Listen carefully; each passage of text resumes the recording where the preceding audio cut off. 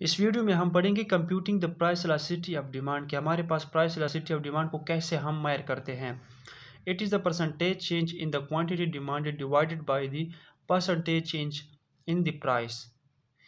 कि जब हमारे पास क्वांटिटी डिमांड में परसेंटेज चेंज आता है तो उसको हम डिवाइड करते हैं percentage change in the price, जो प्राइस में हमारे पास चेंज आता है।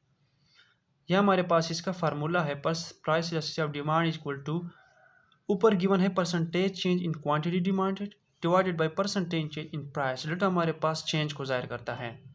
तब हम जब इसको डिवाइड करेंगे आपस में तो हमारे पास प्राइस इलास्टिसिटी ऑफ डिमांड की वैल्यू आ जाती है।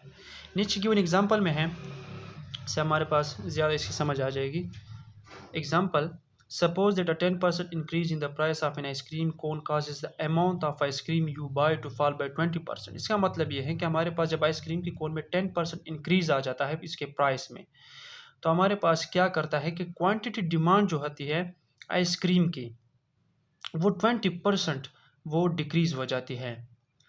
तो हम क्या करते हैं कि इसकी इलास्टिसिटी ऑफ डिमांड को कैलकुलेट करते हैं। तो उस फार्मूले से, उसकी फार्मूले की हेल्प से हम ये मेजर करते हैं कि इसकी इलास्टिसिटी ऑफ डिमांड क्या है। तो price elasticity of demand equal to 20%, जो हमारे पास इसकी डिमांड में डिक्रीज आई थी 20%, और divided by change in the percentage change of इस आइसक्रीम प्राइस, जो ये गिवन है।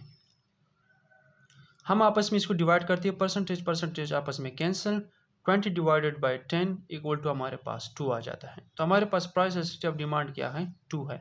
ये 2 का मतलब ये है कि हमारे पास जब प्राइस इंक्रीज हो जाता है 10%, तो इसके बदले में जो डिमांड है वो 20% गिर जाता है। तो मतलब प्राइस के बदले में डिमांड दुगना डिक्रीज हो चुका है।